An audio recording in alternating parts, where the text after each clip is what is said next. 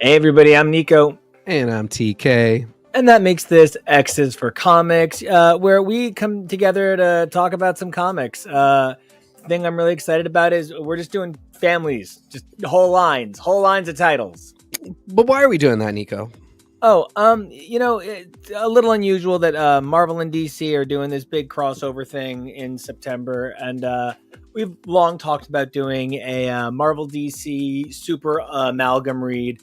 So we're doing like a super every Marvel DC comic crossover ever experience read, and it's gonna be a lot of fun. So we themed it up, and we've locked it down, and we've gotten it all broken out, and I'm gonna cough right on air. You're so excited you're coughing about it. I'm so excited that my body is giving out. And the first two were Spider-Man, Superman. So we are kicking things off the same way they did with Spider-Man, Superman. And that made week one Spider-Man, Superman.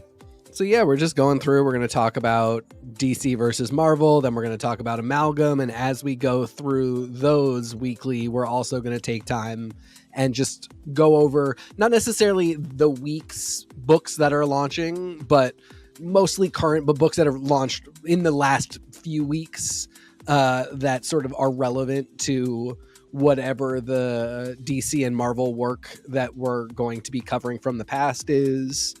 I am super excited. You and I are both big time 90s babies. Amalgam was such a big 90s. I mean, like, we talk about doing so many 90s baby comics things. Like, we've talked about doing all of 2099, which I still really would like to get to. And, you know, we came together doing one of the ultimate 90s experiences, Mayday herself, Spider-Girl.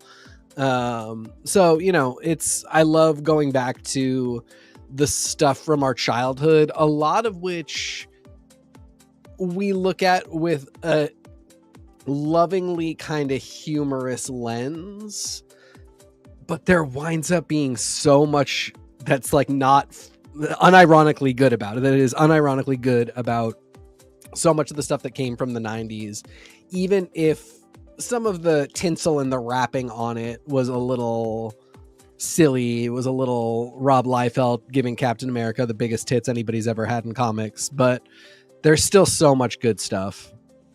And, you know, it's that magic that we want to delve into. It's that sense of exploration, that feeling of what makes good books good, what makes fun books fun.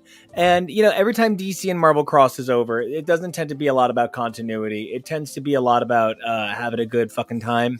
And so I'm pretty excited about getting to talk about some Superman and some Spider-Man and seeing where that goes. We got a bunch of books that we are super excited to talk about. The Spider-Man lineup right now is so crazy with how many titles there are. Right now, you got it's insane, right? It's all new Venom, Amazing Spider-Man, Eddie Brock Carnage, Miles Morales Spider-Man, Spider-Boy, which just ended, Spider-Girl, Spider-Gwen the Ghost Spider, Spider-Man and Wolverine, Spider-Verse versus Venomverse, which, by the way, Spider-Verse, Venomverse, one word, eat your hyphen. So I personally, I got to kind of give it up to Spider-Verse for being a little bit more about the panache with the dash, like Superman, no dash, no Spider-Man, dash. So okay, so we'll get to Superman in a minute. The Spider titles, though. All right, where are you at with Spider-Man? Well, so for one thing, like, we randomly 2 weeks ago talked about Kid Venom. Yeah, we did. Which is not included in this because it is over. It that ended a few months ago, but like, there's probably somewhere between 6 and 12 titles that, had we decided to do this 2 weeks ago, we maybe would have included in this list.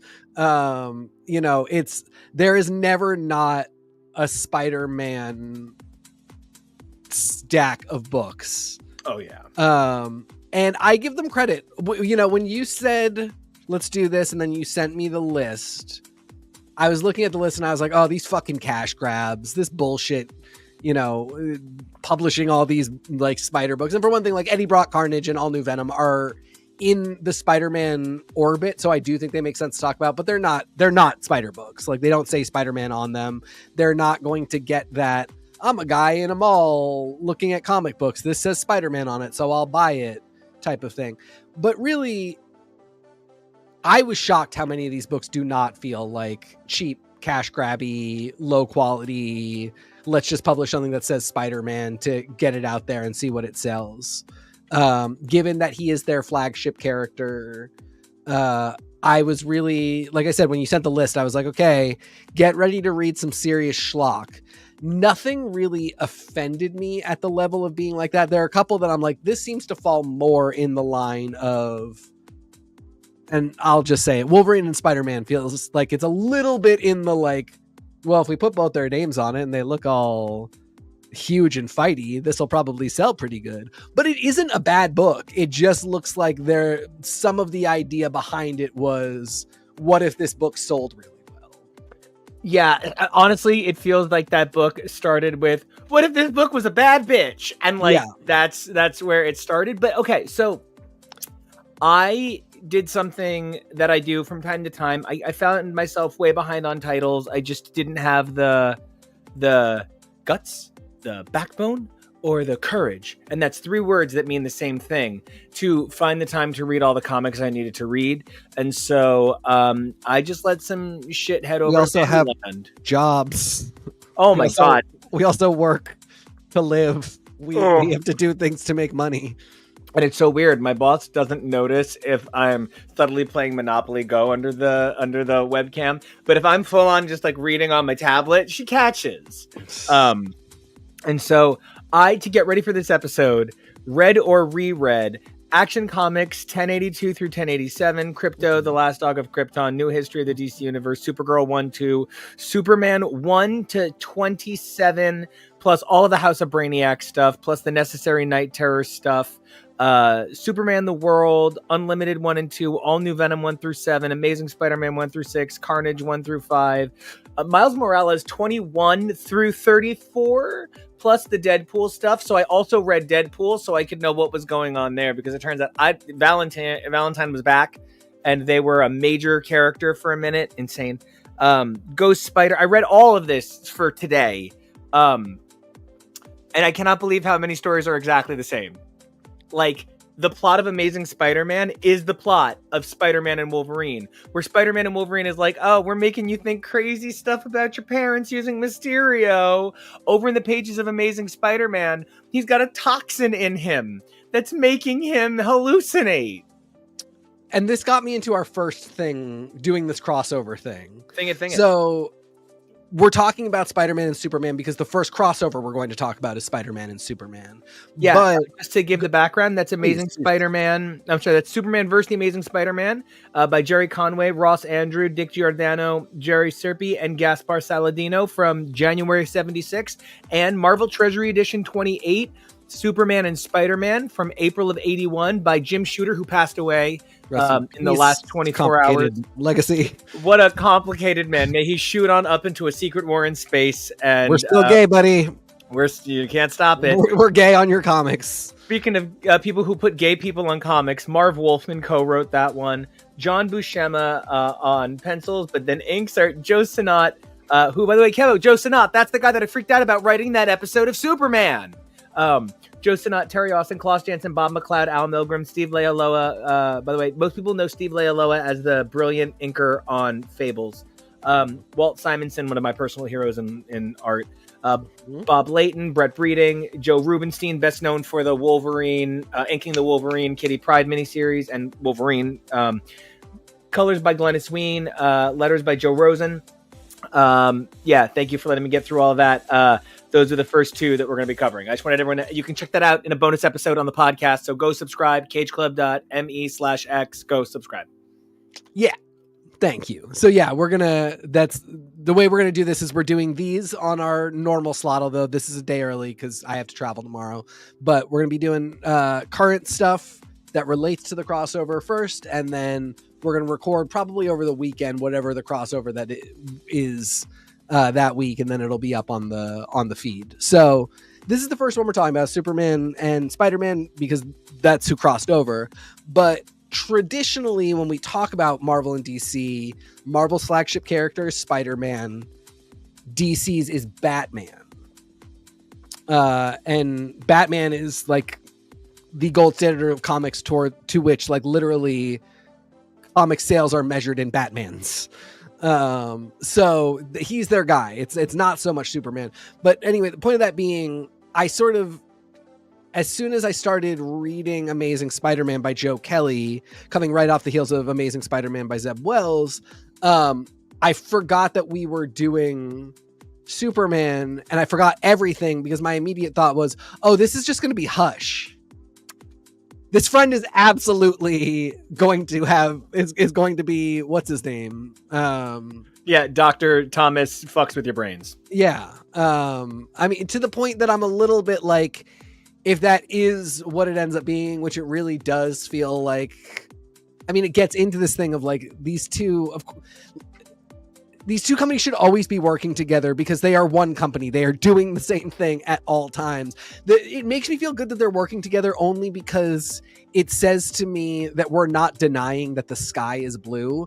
Like the only thing that is true in this world is that these two companies might as well just work together because it makes no difference. Yeah, Verizon and AT&T actually do have slightly different coverage maps because they own different bands of the electromagnetic spectrum through which they have different towers that provide service, but they're essentially the same thing. Like they might as well be the same thing, but they're not. They distinctly have two different technologies that power their phones. So technically they're two different things.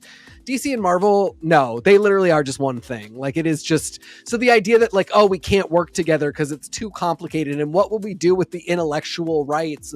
It's all bullshit. You guys all suck the same tailpipe. Calm down. Exactly. So just work together at all times because it's the closest to something new underneath the sun that we have.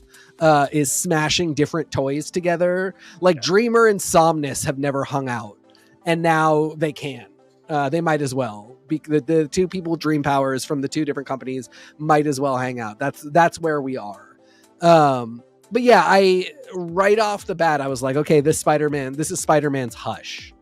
And so I even like wasn't getting into how all the Spider-Man books are the same thing. I was like, oh, just all comics are the same thing.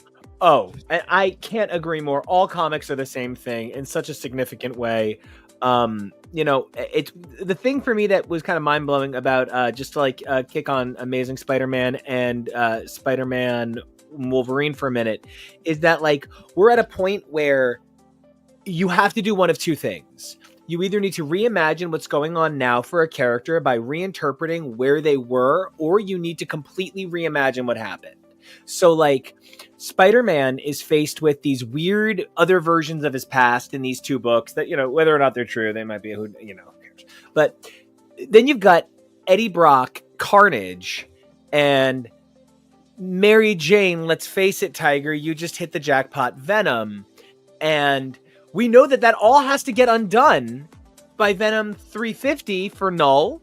So like we know it's a real Phoebe, Rachel, Joey situation. We know that they know that we know that they know that we know, and I can snap a bra open. And like it's one of those things that I'm fascinated because I can't imagine how Pete and Eddie and Mary Jane and I guess Carnage from Cletus all exist so well in their own spheres without relying on each other, even if they're doing kind of the same thing. And they do, and it's good, but I also feel like they aren't connected enough. It's a little awkward. Okay, yeah. But to go back to your original point, there's some stuff about the Joe Kelly run that I'm not loving. He does feel a little bit old guard, a little bit house style, but I like the way he writes a lot of the time. I like his familiar voice for a lot of characters. And the thing that I really respect is I do not love the idea that we're retconning how Peter's parents were killed in a flip-flop retcon that is just Bucky killed Tony's parents from the MCU. So in this case, Spider-Man and Wolverine is positing that Wolverine, during his constantly reprogrammed as a weapon days, was some kind of double agent that was on the plane where Spider-Man's parents crashed and died, and that's why he has Aunt May and Uncle Ben, was on the plane. And right now we're at issue 2, and the most he's saying is, I can't tell you I didn't do it, but don't you think we're being played? But it really starts issue 1 is very forceful with, you killed my parents, and Peter is still on that. Peter is still 100% you killed my parents. I'm Inigo Montoya, you killed my father, prepare to die. But we're already into probably this isn't true. Which is a bit silly to me. And again, that's where we get into the sort of cash grabbiness of this title, because it's got to do something kind of headlining. It's got to do something where a CBR can write, has there been a huge retcon? Wait, I believe it's been renamed CBR AI. I just want to... Yes, let's get really real about what's happening here. Joe Kelly, God bless you, God love you. His retcon is shitty little 13-year-old Peter had beers with his buddies because he was sad that his parents were dead and that he might never have like a real family, which is so fair to me. That is so reasonable that we never discussed that shitty period of Peter Parker's middle school life where he was a little fucko. The idea that in this whole time, it's never come up that Wolverine was on the parents' flight. I'm sorry. No, I declined to buy that. And I declined to buy flip-flopping on it even more. That's even sillier. I just want to be clear. We talked about this issue in particular a few weeks ago. Yes. And I was like, no, this is doable. And you were like, no, I love you, my little brother. But no, by the gorgeous of my fade, no. And well, I mean, like I said, I accept it now. We did it with Bucky already. Like I just, it's a very, there's so few. I mean, now it's going to be that Bucky was the sharpshooter that actually shot Uncle Ben because he was aiming at something else, and just what the fuck ever. But I really do. I mean, like, and I don't even know how relevant it's going to be relevant because the friend that he was drinking beers with is going to be Hush Friend. But like, yeah, totally fair. You can get away with a lot of when the X-Men were in high school, they had one crazy night out. There's a lot you can get away with, but we gotta stop retconning big events. And so you really have to impress me with why it matters that Peter drank beer in middle school. And I'm not unimpressed. I will say that. For all that I'm like, well, yeah, but now sometimes he has to go into the web of the universe and like pull the strands to keep everything from collapsing in on itself. What do I care that he was in middle school one time? I care. It matters. I'm into it. I buy it. How the friend being definitely a villain is going to play into that will probably sway whether it's I buy it and loved it or I bought it and wish I could return it, but TJ Maxx doesn't accept returns on final purchase items. Cruel. We'll see. We're gonna find out. Very cruel. And I hope this is not that, but it could be. And I love what you're talking about here because your perspective is like make it valuable. Yeah. Make that thing valuable. And like part of that I love is that, Pete flat out says that's not how it happened. Maybe it wasn't that nightmare of it, but it wasn't the idyllic thing either. There's a real in between, and we only ever got, oh, I'm such a good boy. And so that the arc seeks to create this, and I use this word and I hesitate because people, think I'm saying it like love means never having to say you're sorry, but I mean it a little bit more like The Little Prince. There's a romance to Peter's relationship with May. It's like a classic literature romantic depiction of mother and son. Yeah, yes, exactly. Like it is. She will always love him. Yes, and it's not. You can complicate what's going on day to day. She might be confused about why he's Spider-Man. She might be annoyed at him always showing up high on drugs and sweating it out, but she just will always love him. And the value that they create by undermining that in Amazing Spider-Man, but then purposely sort of avoiding May in the pages of Spider-Man and Wolverine, I think it actually really enhances the idea. And it's funny because we also have a Wolverine episode coming up later on, and I chose not to save Spider-Man and Wolverine for then because it's really not a Wolverine book. No. It's really just a Spider-Man title. But within that, I think it's because, you were saying a moment ago that you feel that, that Batman is the gold standard for DC and of all comics, and I agree. And to that, it's because Wolverine is the dark side of that coin for Spider-Man, the same way that Superman is the light side of that coin for Batman. And Wolverine has maybe a little bit more toe-to-toe with Venom, to be honest, a little bit more toe-to-toe with Carnage, to be honest, and Spider-Man being this this preserved version of this trope. I feel like you can really sort of see the weight of that kind of come down on how much Peter has to appear in every Spider title. Peter is in almost every one of the books I read for this, literally. Peter.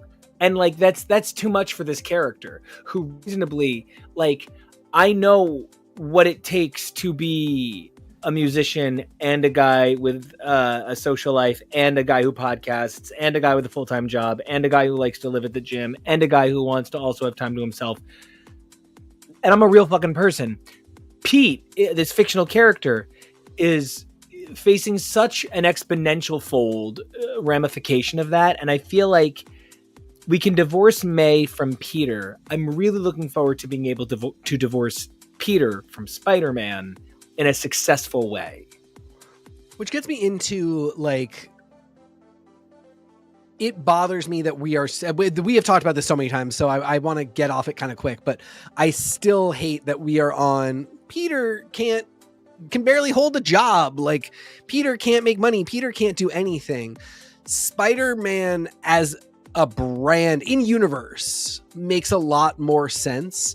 And the idea that, like, Peter at some point would say to all of these people, I knew you, I brought you into this universe, literally, Spider-Gwen, like, Miles, I mentored you, Spider-Boy, I guess I did too, by power of retcon. I give you all of my blessing. You have all the resources of Spider-Corp. I will show up when you need me in a way that seems reasonable so that I'm not always around and, like, go off. Sometimes not at all. Sometimes not at all. Spider-Man, I mean, like, the books are an ecosystem. So why isn't in universe the identity more of an ecosystem? Especially because we've got the Spider-Verse, and, like, there have been increasing Marvel keeps poking at this idea that maybe Peter is not the most important Spider-Man in the web of life. Why? Because then you can't really sell us on it anymore. Like, if it always has to be Spider-Man in the web of life, Spider-Man in Spider Society, Spider-Man in the Spider-Verse, then I don't really ever care about, Spider-Girl, Spider-Man India, Spider-Man with a mech. None of them really matter because Peter's what matters, and they're all shades of Peter. But if you say gay Spider-Man is just as important as, Peter Parker, then okay, then maybe I'll buy the gay Spider-Man book if you publish the gay Spider-Man book, and maybe I'll care more about what's going on in other things that say Spider on them. But Marvel always clams up and always is like, oh, but maybe Peter actually is the most, or like they get Dan Slott back and he wants to say that. But I think it really makes a lot of sense right now to have him say, yeah, maybe I've been at this the longest. Maybe I once had a special place in the web of destiny, but, like, I'm going to franchise. And, the same way that McDonald's is not, the CEO of McDonald's is not in every McDonald's every day, micromanaging decisions. Maybe Spider-Man is like, you know what? You don't need me at all. And we can let this book go on its own. there are a couple books where, I mean, his shadow looms large no matter what. Yeah. But he really is not a part of Spider-Girl.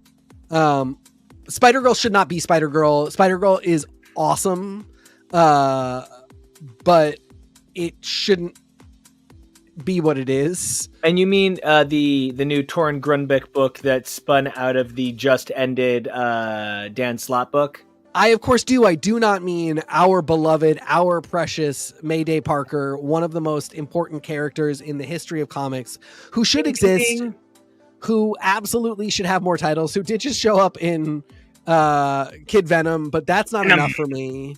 I don't want to reuse that. But I'm talking about Maka Akana, a mutant who has the power of power mimicry, not of anything spider related. And even in the pages of Spider-Boy, where she first shows up as Spider-Girl, takes on other powers that are not spider related.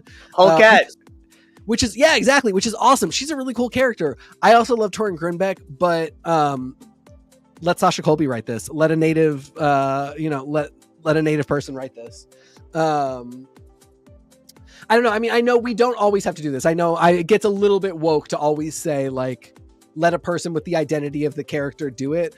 But because it still doesn't happen enough, it's always my first go-to. I'm going to keep saying people should wear seatbelts until no one dies from... Yeah, exactly. Yeah, it really kind of is that. Exactly. But yeah, I mean, I like this character. I think she's cool. She's just not Spider-Girl, and this book doesn't have to be Spider-Girl. And this is the one that Peter Parker's not in at all. So like, it also kind of like it bucks the trend, but it also like it does so by way of the fact that it really isn't a Spider-Person book in the first place. I don't know. I hope this character goes on to join an X team, and she copies Charles Xavier's powers, wipes his brain, and becomes the new head of the entire mutant group. But until then, I would at least like for her not to be Spider-Girl. I agree, because the truth is, I think Spider-Boy is not a whole lot better. I'm glad it's over. The book that she spun out of, I love that one arc that we love. Yeah, we had fun with that arc. The contest of the duel of the dragon, the contest of the dragon. And then it just went back to more silly stuff. Boy Spider and Spider-Boy. And it's crazy because there is a clone of Spider-Boy that his mother just accepts as her other son. Well, that's the exact same story happening in Miles. Over in Miles, Shift is now Jamie and is now just a member of the Morales family. And by the way, the way he got rid of the vampirism, I don't know if you read it, is he just like went on like a Wakandan soul walk with Bast. Yeah. And then Anansi comes in and is like, hey, trickstering. And Bast is like, ooh. And then now there's a god war going on. And so like Thor, Ares, Hercules, it is absolutely a massive Bara convention. It's just incredible. And it's weird because Spider-Girl, having Spider-Girl as a name is so... Unfortunately, the nature of how this goes, there have been so many Spider-Women and Spider-Girls, and so few of them actually follow any kind of consistent patterning. And it's this sort of disrespect that Marvel has for that title. Yeah. And yet, at the same time, Spider-Boy was just not a term we'd really used outside of Amalgam, where Superboy and Spider-Man fused into Spider-Boy. So like, it's really cool that, Spider-Boy is finally a term in Marvel, that they finally recaptured that from Amalgam. But between that and Spider-Girl, I feel like this is not like a cool young heroes corner. I don't know that they're keeping up with like, kid Deadpool. Yeah, I'm glad this had a solid, complete conclusion. The other thing Marvel always flirts with is doing manga, doing small print books that you could carry away the way you carry a manga. And 9 times out of 10, unless it's these very special examples like Spider-Man Red, Deadpool Samurai, reprinting the X-Men manga, they're usually like runaways printed small, like, or it's like a very, very kiddie book. I when I was reading the last arc of Spider-Boy, I was thinking, okay, this could actually be a cool character to put in a manga format book, a manga size book. Again, I'm just talking about something that's a little bigger, more cheaply published and meant to just kind of roll out. Just because I'm sick of this company whining all day long about how difficult it is to publish comics when a ton of comics are published and sold really successfully and make tons of money. The format's just a little bit different, and Marvel consistently refuses to do anything different with the format. They just send their amazing creators online to say, well, if you didn't buy it the day it came out, or in pre-order, not even the day it came out, if you didn't pre-order it, you don't love us enough and we can't print any more of this. Bailey, I don't care. I feel like I don't care about Bailey Spider-Boy as much as I maybe even could, because I just don't super vibe with the author a lot of the time. I vibe with him some of the time. He did bring my girl Mayday back into the mainstream once she got kind of forced out, but it was the least he could do. He does a lot of other weird stuff, including, I think he's going to hear this and come after me personally, so I'm scared about that. But this is actually, I was so against this character when it came into creation, and I'm not anymore. I'm really, really not. I also love the idea of like his actually very horrifying, mean, scary arch nemesis, like overarching villain, is an old lady who just wants the high evolutionary to think she's cool. Like, that's actually really funny and like actually kind of scary. Like it all works out. She makes these horrifying monstrosities, including a spider clone of Spider-Boy. I don't know. There's like a bunch of really good notes in this book, and I would love for somebody else to write it now. And this is not even just because I am scared of the author. It's because I think we should be not keeping people on stuff too long. It was always the thing I said about, we both said about Spider-Girl, the original Spider-Girl, Mayday Parker, which is that it's just Tom DeFalco writing her basically the entire time until Dan Slott writes her. And it's not that Tom DeFalco is a bad writer. It's just that it's hundreds of issues. It's too much time. Yeah. You age, you lose perspective, you miss things that other people get. The whole great thing about a conglomerate serialized medium is that you do get other people who can come in and say, here's some fresh ideas. Here's a new perspective. I'm 27, you're 57. So maybe we have different ideas about what a 22-year-old is doing right now. So I didn't love Spider-Boy, but I liked what he meant for the Spider-Man franchise.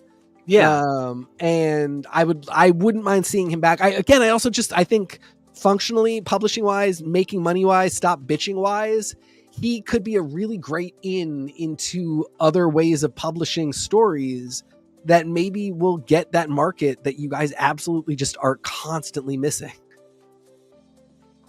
And it's why they're missing it that drives me a little bit crazy. And that came up a lot for me in looking at Spider-Boy and Spider-Girl, and then comparing it to something like Miles as an idea. Miles is steeped in being his own thing. Miles is successful because Miles is an original character. Kamala Khan is successful because she's an original idea. She's her own person. Spider-Boy is completely based on the idea that you just never knew that Spider-Man had a sidekick. Yeah. And Spider-Girl is based on the idea that no company is going to leave the other gender on the table. I'm just surprised that we didn't have Spider-Mix up in the Spider-Mix. I would love that. I'm waiting for it, because we've got, fashion boy who I actually do love Spider-Mix as a name. I was going to say Spider-Them, but I think yours at least shows something resembling We're Not Ridiculous, because I think I think they would publish Spider-Them. I think that's actually the book that they would publish. But Spider-Mix is a much better way of saying, like, we're not gendering this title. We're doing this. We're trying to actually celebrate what needs to be celebrated. Yeah. And have a little fun, not like pander to an audience that never asked to be pandered to. Just said, like, wouldn't it be cool if we had a person. You know, and that was something that I saw a lot at Pride. We did New York Pride, Philly Pride, some Jersey Pride, and like everybody just wants to be represented. And it is inescapable how queer Spider-Man is as an identity. You know, for some reason, and I say this with love, the Black community, the Latino community, and the queer community have all sort of been like, but Spider-Man could be ours. And the white community is ultimately like, yeah, there's room for other Spider-Men. Look how successful Miles is. Look at the success of Spider-Man 2099. Look at the success of Aranya. Look at the success of Webweaver, right? That's his name. And I'm the one he's supposed to be for, so good job me. But I feel like there is a freedom in what we're allowed to do with Spider-Man. That is why we have so many Spider titles. It is why gods show up in Miles, and Carnage is basically Punisher. It is basically the Jason Aaron Jesus says Punisher run, down to the same fucking artist. I'm going to use this dark power for good now that I've stolen it. Oh no, it's being secretly used against me. I've got an up on it. It's got an up on me. Ho-ba-bo. It is literally the Punisher run by Aaron. It's nuts. I have to know who put Carnage in Eddie's head in a fedora. Oh, because it gives such good daddy Stanley Tucci vibes. It's like, what if Stanley Tucci was Carnage and was also going to make you eggs before he made you a murderer? Well, no, I think it gives him very neckbeard vibes. I think it gives him very like this is a crazy person that thinks this is what style is. No, he's a sexy daddy who knows exactly what he's doing. He's reinventing. One of us is right, and I'm not saying it's me. This is a perfect juxtaposition of like, depending on where this book goes, you very well could be right. Like, if they decided to end it or like slide off of it with Carnage being like, oh, I am affected by having Eddie as my host. I am now a more complicated creature. And I love fedoras. I'm bringing them back. No, like, it might say something about the character. But if they are just like, oh, this was always going to return to Cletus and to Carnage being the psychopath symbiote, then I think I will kind of have been right in my assessment of the fedora. But either way, I mean, yeah, it is very much playing on that Punisher run. It is very much the stakes are really different though. That Punisher run for me was about the heart of all of Marvel's transgressions as a company. And this idea that like, okay, I understand that there's no ethical consumption under capitalism and we're never really going to retire something that could potentially make money.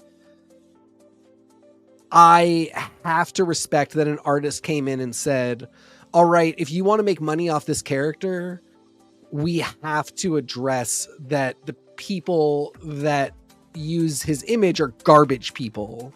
And only then can we start to heal, and can that money not essentially be blood money? So to spend the Aaron run with him saying like, oh, if you thought this guy was a hero, you are an idiot. He's an idiot. Your hero is an idiot. Some people are idiots, and it's okay to tell stories about idiots, but if you are putting their patch on your jacket and thinking you're the good guy, you're a bigger idiot than this guy. I haven't been this excited about somebody coming for something that I think is a brilliant director since James Cameron decided to say that Christopher Nolan making Oppenheimer was a moral cop-out for not admitting the actual dark truth of reality just to make a good movie. This is the reality. I mean, like, so for me, the Aaron run, like I sat there, like it was the thing I was most excited for us to cover every week when we covered it. I was so excited about what it could mean. Because again, I'm not against reusing bad things. I'm realistic about the fact that again, the company's not going to just be like, we'll retire this. You to talk to me. I mean, Shut up.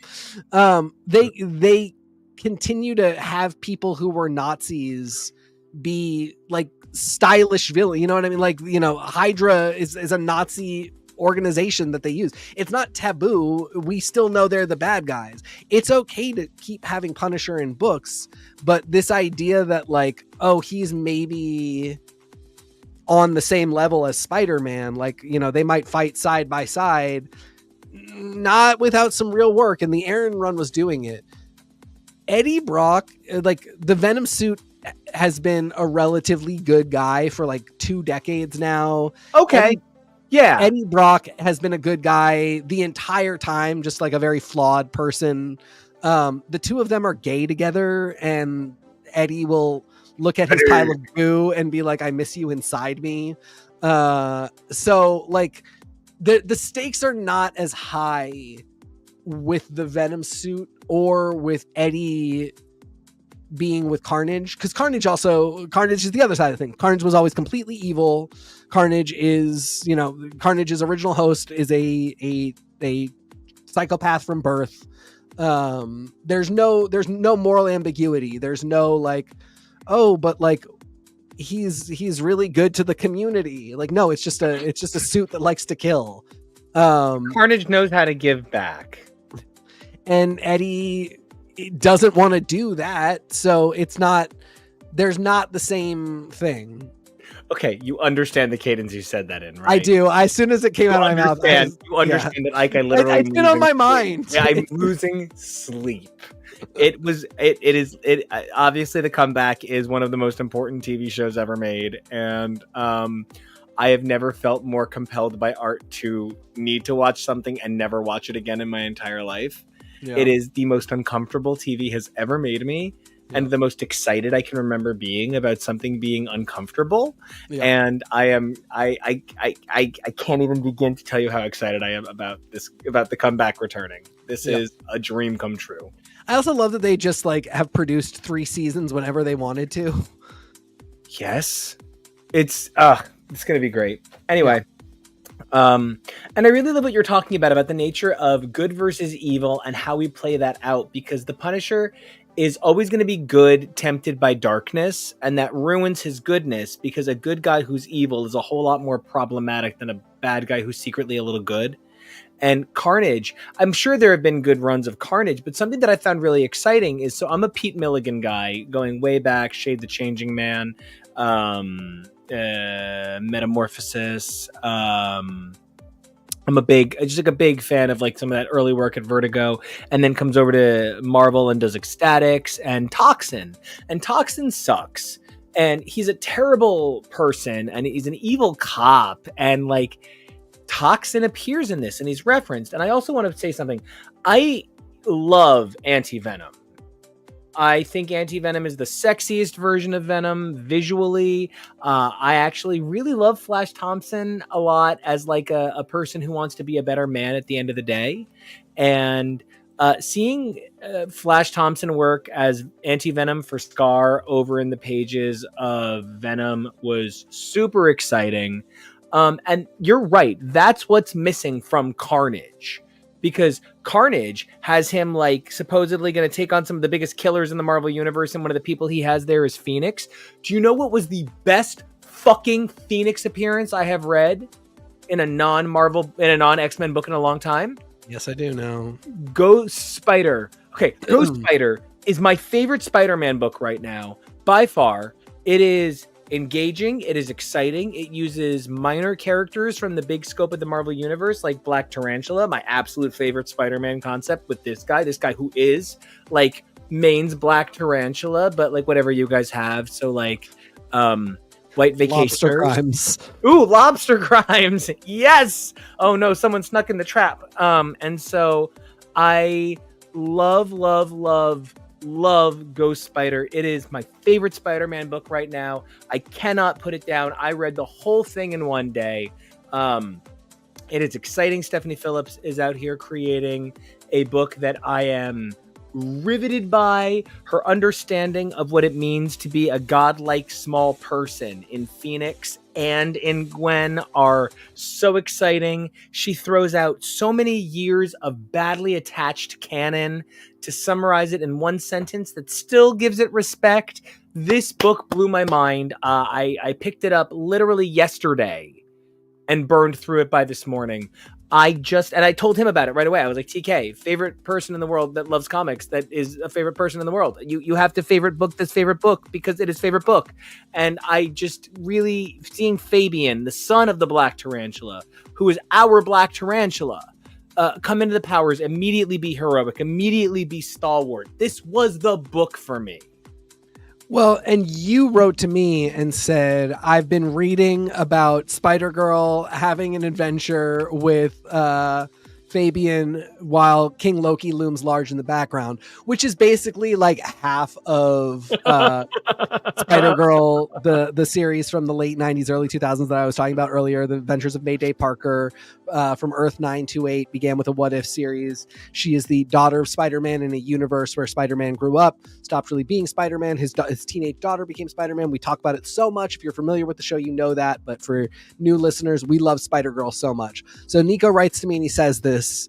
And I'm like, dude, we've got so much to do. Why are you reading old issues of Spider-Girl? And he goes, wait, I wrote that wrong. I've been reading Spider-Gwen having adventures with Fabian La Muerta while King Loki looms large in the background. I don't know if Stephanie Phillips is our sister here, if something is happening. But yeah, I mean, she has taken these core elements of old Spider-Girl and co-opted them in a great way for Spider-Gwen, which is extra special because Spider-Gwen is a product of the later part of Spider-Verse storytelling, which is how we got Mayday back. And in early Spider-Verse, Mayday, Spider-Girl is kind of the girl spider person. She is the primary girl in the mix. She is her universe is Spider-Man because Spider-Man's kind of out of the picture. And in the Spider Society, in the early group of cross multiverse spider people that become part of the web of life and do adventures and fight the, what are they called? I want to say inheritors, but it's not inheritors. Yeah, no, it's the Morbidden. No, they kill me. Moreland. It's Moreland and Ezekiel. And yeah. Are they the inheritors? I really think they are the inheritors. Anyway, she is the female presence. Yeah, no, you had it right immediately. Okay. In this time, because this is again still early 2000s. We're still gotta have a token girl. So it's just kind of the one, and it's Mayday. That's the one. Things expand a lot. We get a lot of other women, and we also get Spider-Gwen. And then because of the movies, the Into the Spider-Verse movies, when they start doing Spider-Verse stuff again, Mayday fades into the background a lot, and Spider-Gwen becomes really the primary woman. And now we have like a bunch of we have like Recluse, who is really cool. In that time, we've also gotten, Spinneret, who is MJ. And, we've gotten another daughter of Spider-Man, who's also Spinneret's daughter. And I'm forgetting what her, is it Spiderling? Yeah, Spiderling. And so anyway, we've gotten other ones, but it really was Mayday up until it was Spider-Gwen. And Spider-Gwen has really kind of taken over for Mayday. And so it was kind of cool to see Spider-Gwen live what felt like it should have been a Mayday. So part of me is a little bitter. Part of me is like, why isn't Stephanie Phillips writing Mayday? Why is she writing Spider-Gwen? But another part of me is like, it's cool to see somebody pull these elements together. And I wish I could sit and interview her, because I would really love to know if that's what she's pulling from, because it really if you just slapped if you pulled a bunch of Pat Olive mock-ups of Spider-Girl and slapped them over Spider-Gwen, you could really be talking about so much stuff that this guy and I have been talking about for years. Man, it's so funny because it's not just that like I love hearing things that I think from someone else, because it's great to hear I'm right. But like, This is like when I asked you if we should spend money on Mystic Mayhem or not. yeah, it's you hear what you need to hear to understand how to engage with your fandom. And like Stephanie Phillips, just destroying it, really being an absolute royal on Spider-Gwen. Everybody should be picking that up. And I'm a little bit bummed out because I don't feel like I can say exactly the same thing about the overall picture of the rest of the Spider-Verse. While I am loving Spider-Gwen, I'm just gonna put it out there. Spider-Verse versus the Venomverse kicked off with a really cool beginning. But I did kind of find myself losing steam on it pretty quickly. The first issue, taut, cool, fun, but then the weapon was the problem. And like, dude, there are very few things that I would just for fans for myself. You in that cosplay would be one of them. And like, so that immediately his rage got the better of him. And if Spider-Ham is the voice of reason, Father, you have gone round the bend. I also, oh man, I don't know that we're in the place we want to be as a people if we're at Spider-Verse versus Venomverse. And our first kickoff for discussing that is discussing the Dash.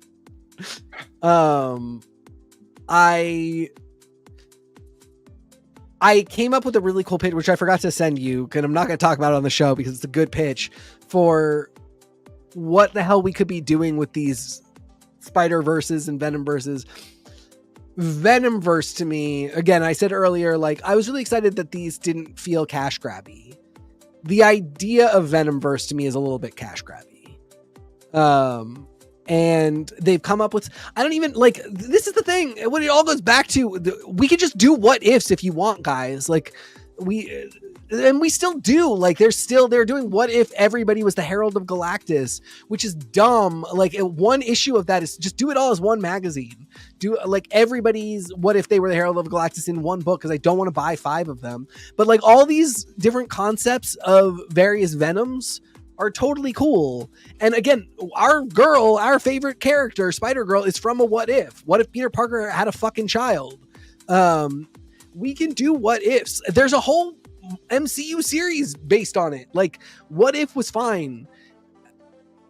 We're stuck with Spider-Verse forever now because the movie was successful, and I get that's why we're doing Venomverse, to see if we can maybe like pull blood from a stone on that one. But like, no, man, I don't care about, there's no Venomverse. Like there's barely a Spider-Verse because it doesn't make any sense because we already have a multiverse. So the idea that like there's a symbiote version of that, I don't know. I mean, like, is that why we're bringing Null back? It's connected through Null, which honestly, it's one of those things where like every now and then I get so mad, and then you find out like all of the Final Fantasy multiverse stuff, like all of the Dissidia, and it's all because of something introduced in Final Fantasy V that actually is like a multiversal space that exists through all of time. And that is the thing that like Odin becomes Odin in 8 from 5 through, and then like it's what Sephiroth discovers in Remake, that is why it exists. Yeah, exactly. And that's what Venom seems to be doing through Null. The idea that all arc is the same is something they even explored with the Crimson Dawn, which obviously I go to imitate my eye. They do with the Crimson Dawn, where she can step through shadows because all shadows are the same shadow. Yeah, I mean, like I know that's where we're going with it. It just like that. I'm like, okay, then swap. And all new Venom needs to be doing that, because that's like fundamental to the universe. And then like that's what Al Ewing writes anyway. So then we get into this problem. So like I know that's what we're talking about with Venomverse, but it's still kind of nonsense to me. But like, okay, if Al Ewing wants to do it, Al Ewing, who has written so much universe mechanics and like high fantasy ideas for how the Marvel Universe works. Kabbalah expert Al Ewing. I always argue with my partner about this. Your partner, but like, okay, if he wants to do that, let him. I'll go with it. I think it's a little silly again because we already have a Spider-Verse and it just feels like we desperately need to thumb Venom into it too. But whatever, do it. Okay. Do not put Al Ewing on this book where 25% of it is Mary Jane's joke of a fucking soy boy boyfriend just whines. It's not, I get that it's intentional, but it is the person that does not understand the improv yes and, or thinks that because they understand it they can subvert it and say no in a way that is actually affirming. And it's not, you're still just saying no, you didn't come up with some trick, you're still just stopping the scene. Having Paul just complain the whole time, I get that it's Ewing and he's not a bad writer, and so this is not like, oh, he didn't know that the secret rule is you shouldn't have an annoying character. But I will say, again, I don't think Marvel edits their books anymore because I don't think somebody read this and said, Al, I love what you're doing here, but you just have this guy whining so much. He is just literally in the cuck chair in a Naughty America video the entire time.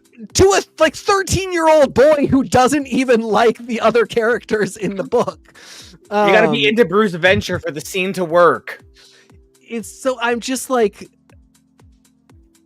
the guy who like writes about Beyonders in the Kabbalistic tree of life, and you know, the Phoenix as possessed by the mother of Galactus from Universe 6 is now writing about Mary Jane's slot machine powers not working because her foster mom responsibilities are made more difficult by the whiniest boyfriend of all time that, taking it all the way back to the beginning, she shouldn't even be with, because Spider-Man should have graduated to the point that he can just be with Mary Jane, and we shouldn't be listening to Tom Brevoort saying that he doesn't think they should be together anymore, because that's going to mean that 16-year-olds who are not buying Peter Parker Spider-Man books anyway aren't going to buy Peter Parker Spider-Man books.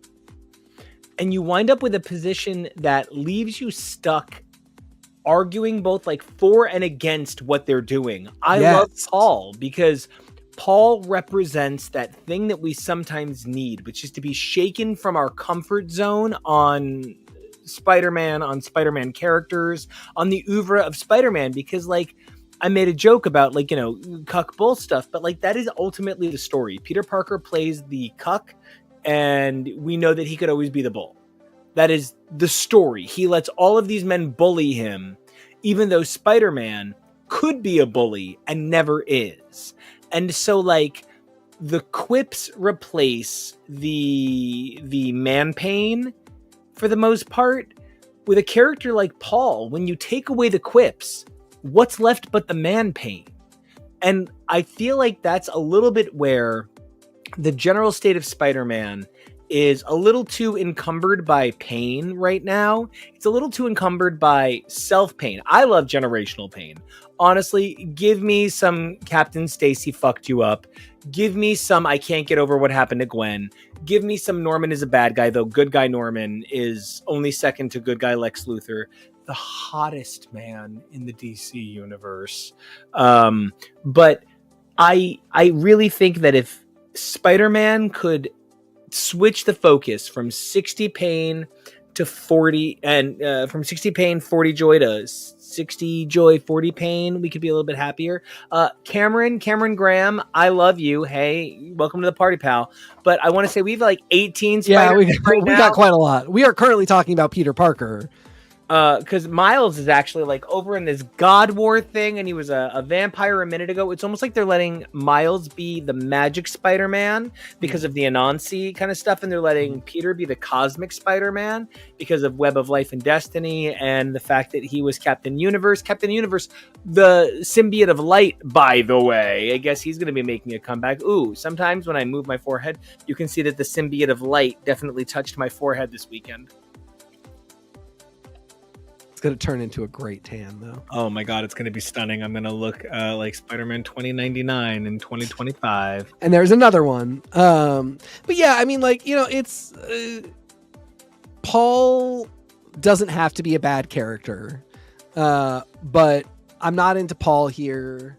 Same thing with Dylan. Like, there's just men whining constantly in this book. And God Love You, Al Ewing is very affirming that Mary Jane never whines and is being a fantastic hero and is working with the Venom symbiote really well. This book is equal parts interesting and really annoying. Yes. I'm so fascinated by the symbiote's voice, playing back and forth with Mary Jane, and what gets talked about a lot in terms of like, well, because it's been bonded to all of these people, it's picked up their mannerisms, it's picked up their speaking voice. I don't feel like, I mean, Ewing and Ron B wrote it, but I don't feel like that was even the case 3 or 4 years ago when Venom was being written. Like this, the voice of Venom feels different now. I could kind of be misremembering that, I will admit to it, but the voice feels different in a way that's really compelling. And I'm always looking forward to reading that.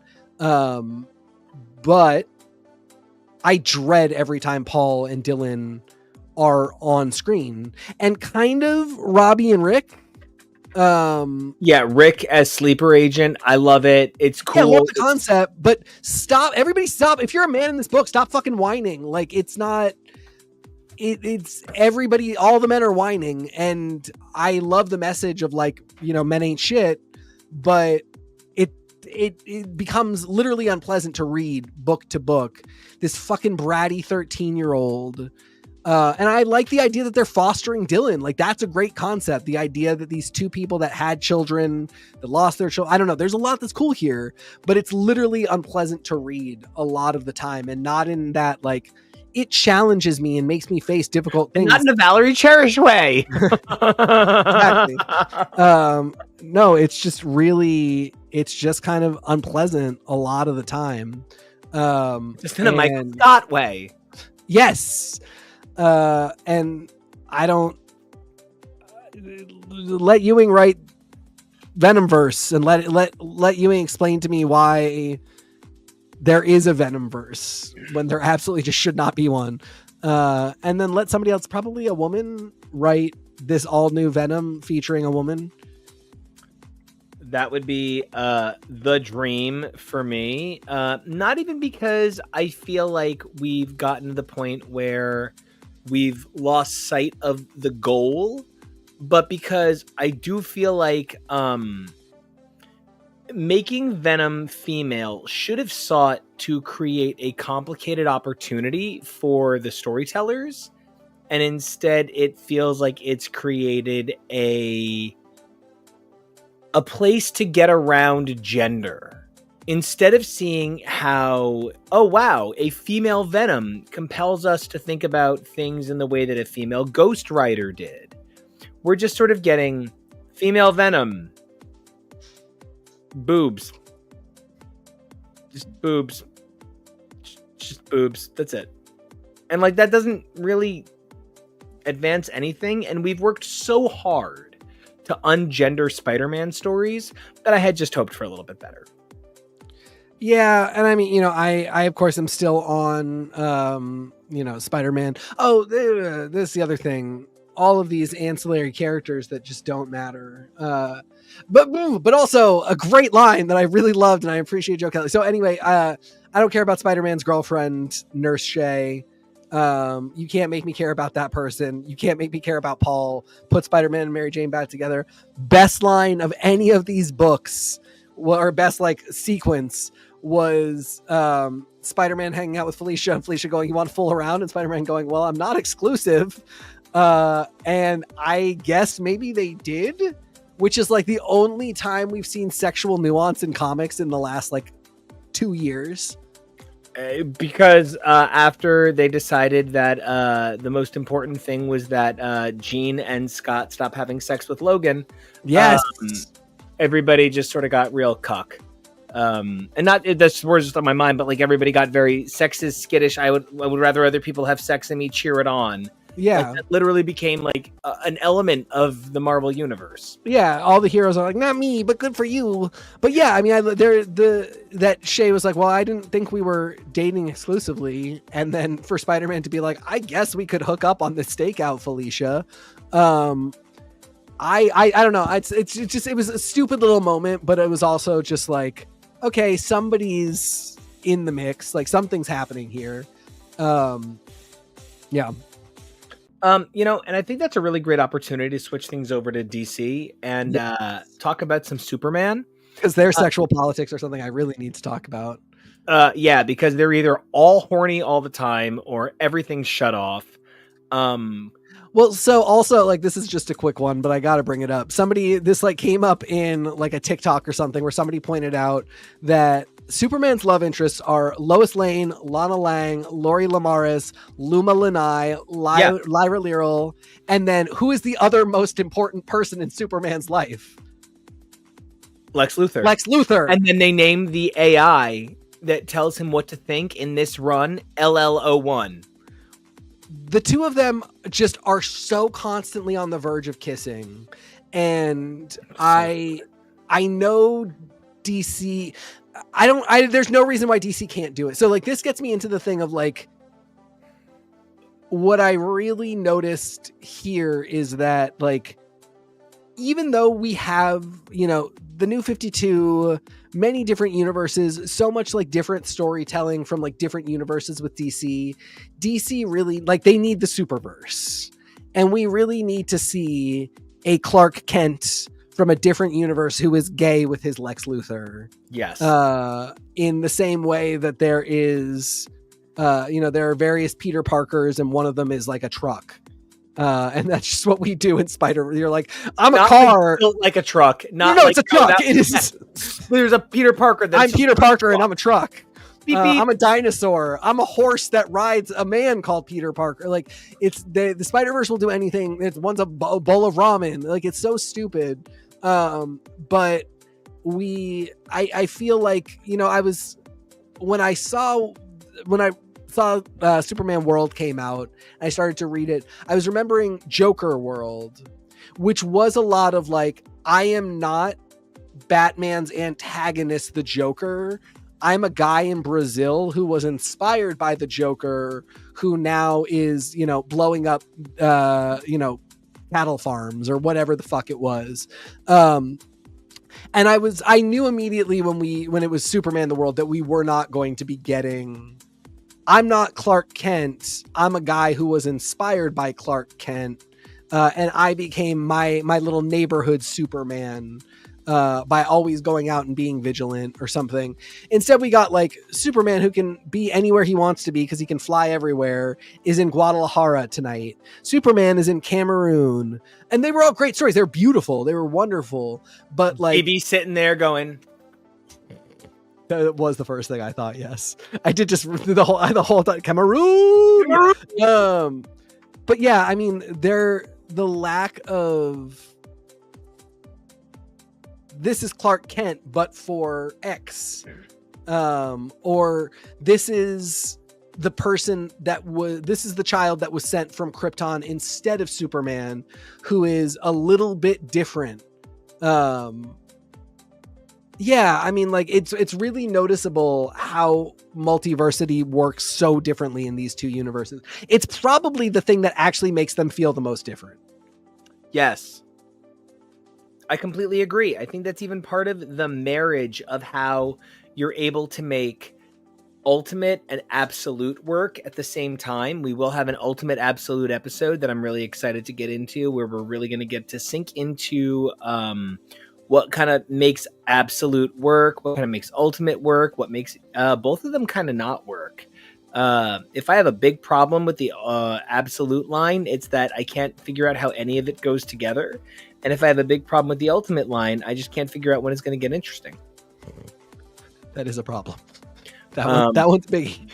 It's turning out to be a sales problem for me. But I've never been a big Superman guy as much as I've been a big Superman guy. I've always been like, oh yeah, no, like flex and like, you know, big chest or whatever. But like, I've always been kind of afraid to love a Boy Scout. One of the things that keeps Captain America from ever really being a Boy Scout is, you know, modern Captain America, and I'm saying like 1983 on, is so ready to rebel against the things that make him Captain America. He can't really be a Boy Scout if he's trying to tear down the American government in the name of preserving the American ideal. So, you know, Superman has always kept me kind of nervous, because I'm always afraid of being like a big, you know, like a big weak baby boy for Superman. What I learned from my amazing husband is that, number one, Superman is really cool. And he learned that from the animated series. And I, for all of this, have read Action Comics 1070 through 1087, plus a ton of other stuff. Also, Cameron, I just want to jump in with you. Doesn't matter if you're an expert, you're super cool. I do not agree that they are rooting it with diversity. I personally love diversity as a Cuban and Greek guy. I want to see more diversity. As a gay man, I want to see more diversity. And that's where my brain is at. I'm tired of the same 5 colors on a page when there's 1,000 colors in the world. But how do I feel about Guardians of the Galaxy characters? I love that they're funny, but ultimately wish they had substance. Because like, don't be mean to animals isn't substance, it's common sense. Yeah, and I mean, we haven't gotten a great run of Guardians the comic in a hot minute either. We just had one, and it had some neat space western elements. I think it is pretty notable that Imperial is happening right now. Jonathan Hickman's sort of big restructuring of Cosmic Marvel. And while Peter Quill is in it, he's not with the Guardians, and it's not the Guardians being a part of this. It's just Peter Quill because his father is a space emperor, so he's going to be in the mix, but like Gamora's not around, you know, the team is not together. And I think everybody's okay with the fact that the team is not together. Yeah. And that's you can draw your conclusions that way. You know what? But I feel like that's how we feel about the Runaways. I want to see Nico in Spider-Man now that I had the taste of Nico in Friendly Neighborhood Spider-Man, which is, it's so weird. It's an animated show that I'm going to give a B at best, but I will watch it 1,000 times because it's a B with a lot of heart, even though there are animated shows that I give an A+ to that I can't rewatch because they're exhausting. Yeah, I hear what you're saying. It was an A for my personal enjoyment of it. Yeah. But I think if I had to be like really critical, yeah, you're probably right. It's probably, you know, not the most amazing thing ever. But I also think you're right about the fact that like Runaways is kind of special because Runaways really was a gift to give us these characters in this team and to give them such a good run. But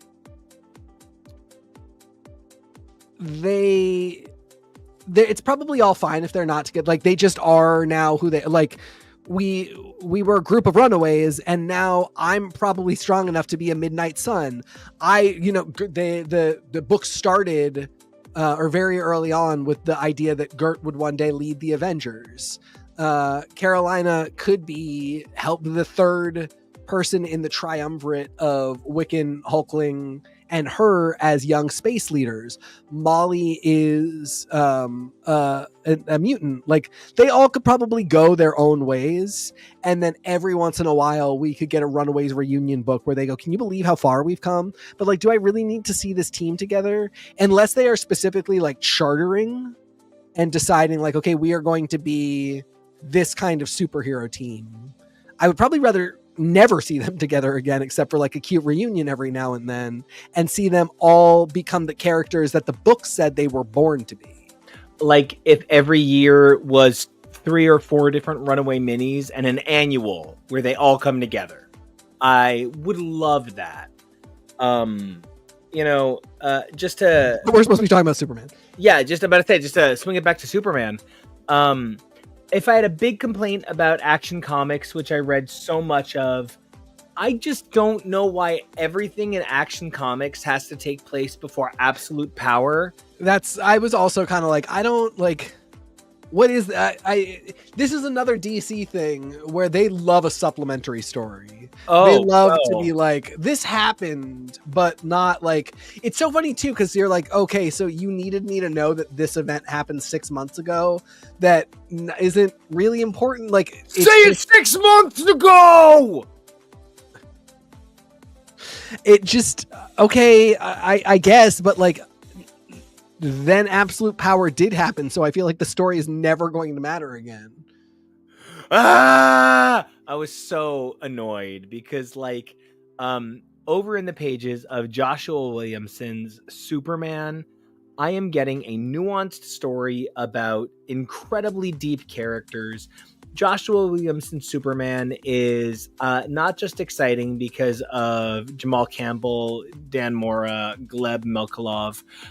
These are some brilliant artists. It's not just beautiful. It isn't just exciting to see Lois Lane as Superwoman. See Jimmy in a really fulfilling relationship. One of the things that was really exciting is Superman really was a long time for me to come to, because it isn't just that I'm resistant to Boy Scouts, but something I came to realize in talking with Kevo earlier this week, and Jonah, contributor Jonah, who's not here right now, our partner, and of course producer Kevo, who's down there right now making this all look so pretty. He made this beautiful background. He does all this hard work, right? He's so wonderful. I'm not Superman or Batman. I'm actually a Superman personality in a Batman setting. Like, I want to be a detective and I want to always be forced to be clever, but I probably live life by a set of morals a little bit closer to Superman while trying to compose myself in the world like a Green Lantern. So, like, you're never just one hero. You're this beautiful intersection. And something that I feel is that no one hero defines me, but Superman is one of the most published comics of all time. This character has that internal intersection. And now, while that is not exclusively me, Joshua Williamson has created a run that I know that I am dying for an Absolute Edition on. This was exciting to see. There were things where I maybe thought he moved a little too fast, but I'm a Lena fan for life now. And Lena has now shown up over, or Lena, I don't know. I'm saying Lena. She's a Luthor, so who goddamn knows, right. Is over in the pages of Supergirl being a superhero and exciting and cool and valid and amazing. And I really want to thank Joshua Williamson for creating not just an exciting run of Superman, a character that we all feel that we know, but influencing people who would go on to continue working on these characters, like Sophie Campbell, who, along with Tamara Bonvillain and Becca Carey, does all of the work on Supergirl. He's immediately influenced her to step this character up into the limelight. This is a great time to be a Superman fan. I actually kind of wish that Superman Unlimited, my least favorite Superman book, wasn't coming out. Good for Dan Slott, but he's just sort of gunking up the works. Which sort of sometimes appears to be the mission. The Slott versatility? Yeah. Yeah, I mean, for me, this book, the Superman really picked up with the Superman Red storyline in the last 2 issues. I have been, yeah, it was really good. I mean, like, and you know, their arcs are very good at being somewhat discreet, but somewhat connected. I have been sort of on edge about Lois being Superwoman since that happened just at the end of Absolute Power. And I'm still on edge about the choice to do it, just because we're not doing a wholesale. We're going to be dealing with this forever, basically. Somebody in 5 years is still going to have a power they're not supposed to because of the switcheroo that happened in Absolute Power. But This Lois guy. is gone now, which I like because now the closure is there. It's Zod off into the night. Yeah, zoom, Zod, zoop, zip, zop, zap. That's what I meant. UK hun. We're done. We got closure on that, and I like the concept too that they got into a little bit of Lois, like not needing to do this, like not needing to be Superwoman because she's Lois Lane and she's the editor-in-chief at the Bugle. Which then we go over into the pages of Superman Unlimited, and then we start having to ask questions about like, can these books even be existing in the same universe? When is each taking place? Which I feel like is a fair question because the third Superman book likes to tell us the exact date and time that its story, I'm talking about Action Comics, stories take place. Just so you know, so you're never confused as to why all this nonsense is happening. This is exactly when. But then there's a lot of stuff in Superman Unlimited that feels like it can't coexist with what's happening in Superman Standard. And neither one is Superman is a better book than Superman Unlimited, but Superman Unlimited is very good.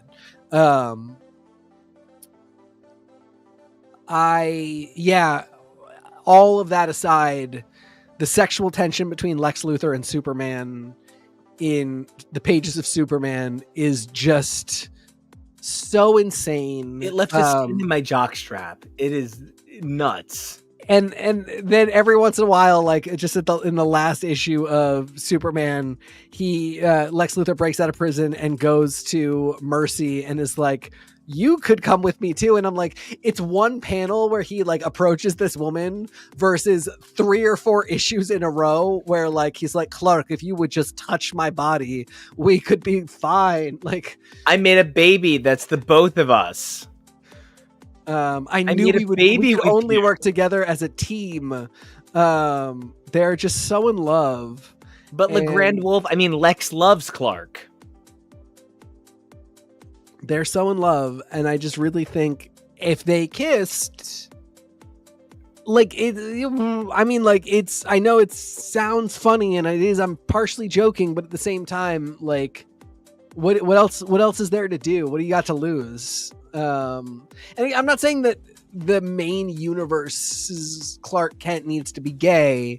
I'm saying, like, if we have Batman the Dark Age, if we have Boy Wonder, if we have like a Captain Atom story that I have no idea when or how it could ever possibly take place, DC just will publish anything and not tell you what universe it's from. It's not called What If. It clearly isn't taking place in the same universe as the primary DC books, but it's not really given like this is Earth 5. It just is a book that isn't prime continuity. You need to publish one of those and have Superman and Lex Luthor kissing each other because, as Nico pointed out, like Lex, and this is like canon for a while anyway. Lex cannot stop talking about their baby together. And, you know, it's one of the things that I find the most exciting about Superman, whether it's things like Krypto giving you a look at a unique way that the, Krypton event occurred, or it's what I can only imagine is going to happen in the pages of New History of the DC Universe, a book that the two of us are so hyped to talk about, but not going to do it this episode. There wasn't enough Superman to justify it. But let me tell you, if this was a Chronos special, I would be absolutely dumb over it. It's a great time to be a Superman fan, in part because the movie comes out next week. And so whether or not the movie is going to lead to an actual significant, cool, exciting moment in DC canon, it's going to lead to a cool, exciting moment for fandom. And I know that when we come out for a new super movie or a new Bat movie, it leads to a generation of people who are so excited about that identity. I cannot help but notice how much Joshua Williamson probably appreciated the animated series that Kevo got me hooked on, because of the number of characters from that show that didn't appear for 14 years and then pop up in his run. And it's so exciting. It's so cool. It is really what brings us to the table. There are so many of us for whom X-Men 97 is the defining experience, or Batman the Animated Series. By X-Men 97, I mean X-Men the Animated Series, but that is really the better version of it. So the same way I'm calling it Batman the Animated Series and not New Batman Adventures, I'm going with the better version of it. Though New Batman Adventures is absolutely great.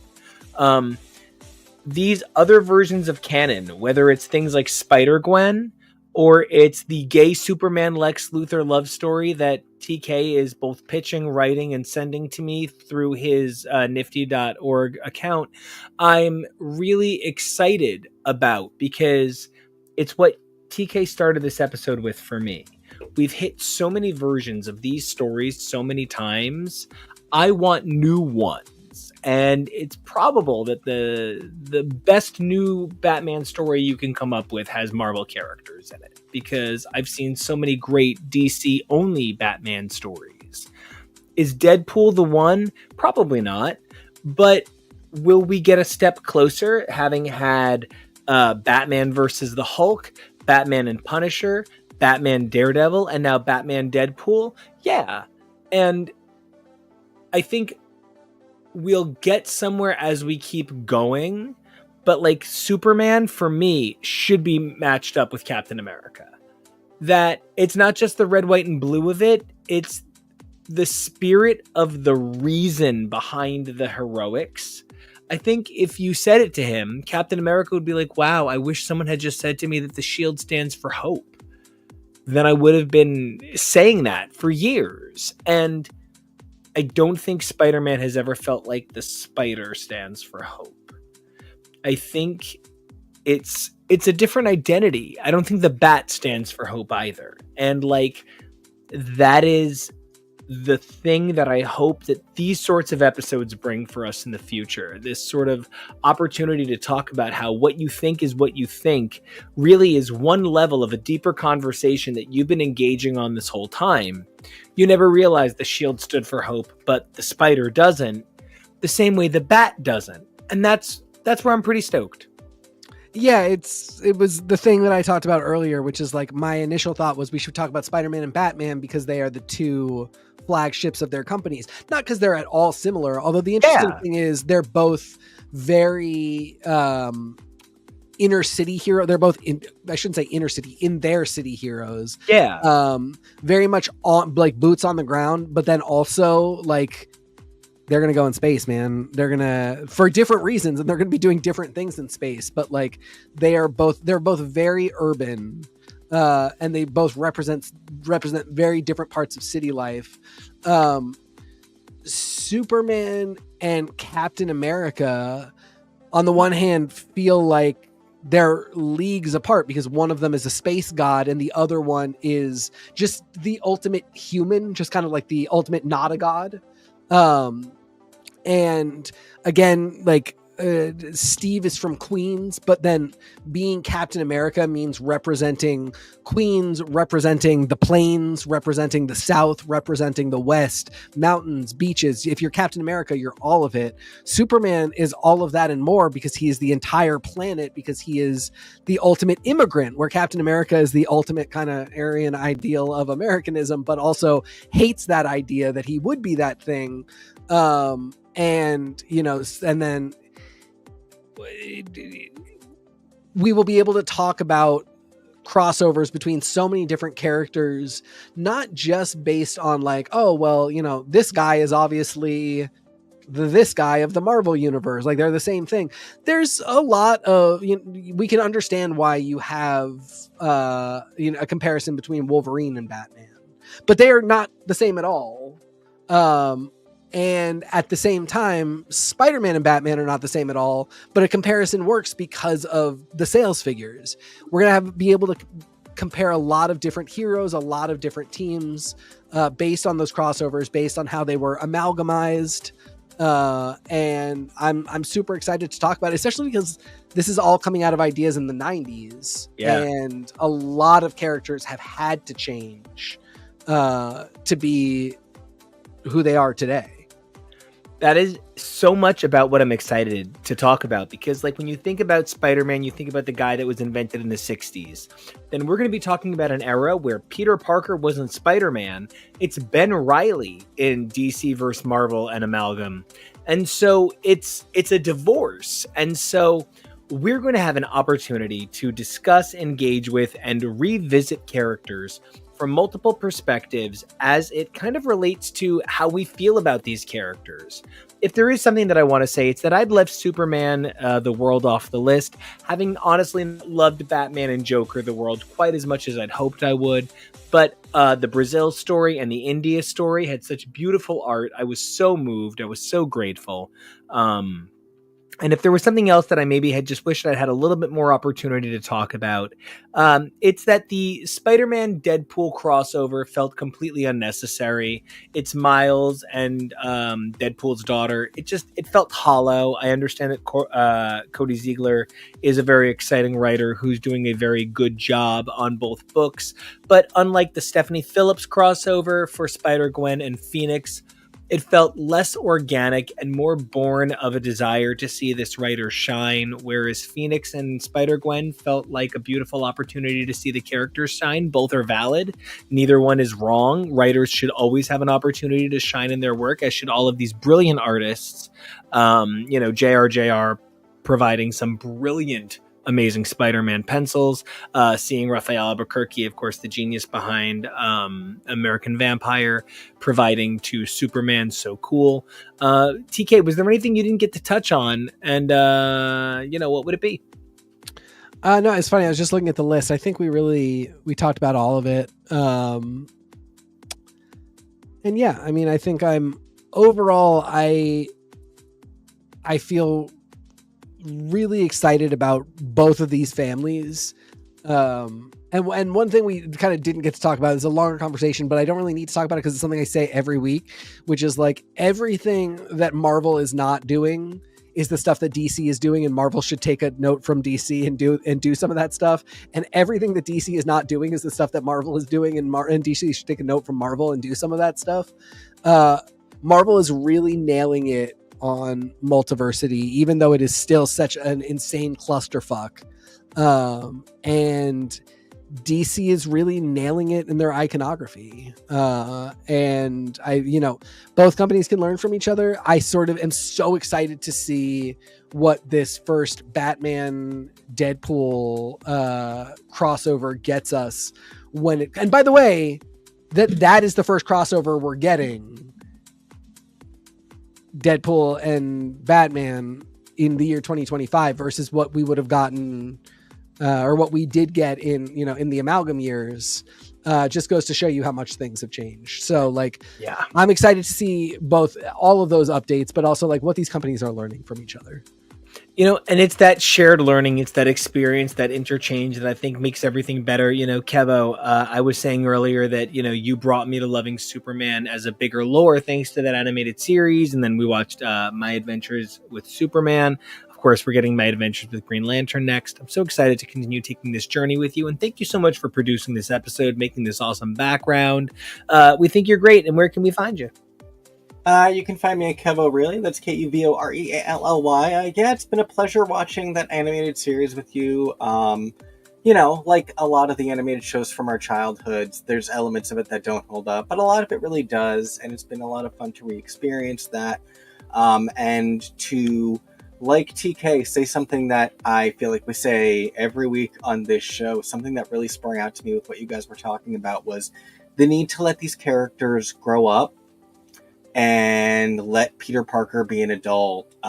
It's something that I really love that Superman and Lois got to do, where they got to be adults with teenage children. And speaking of things we're going to be talking about this summer, it's why I really love that we are diving in headfirst with Fantastic Four with them as grown-ups. Sue, not spoilery because in the commercials, is pregnant, is going to have, we assume, Franklin, and that's a really big deal. I think it's really cool to let characters be adults.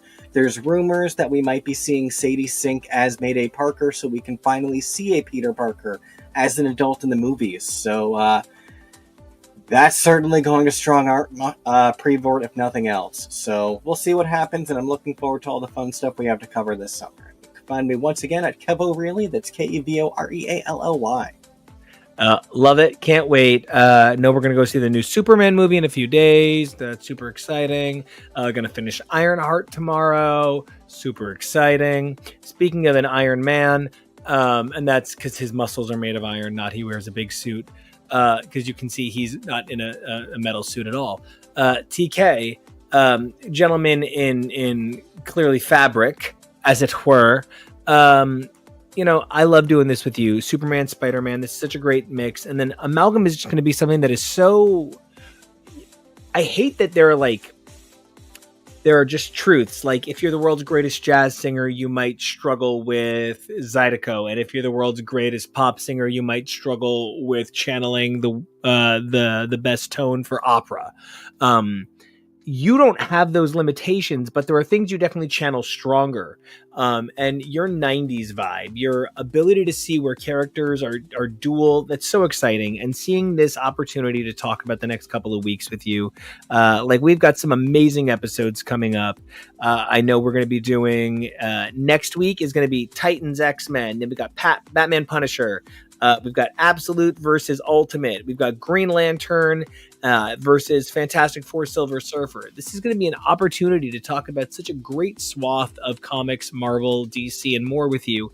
I'm really excited, and I'm so excited to get your take on this idea of duality.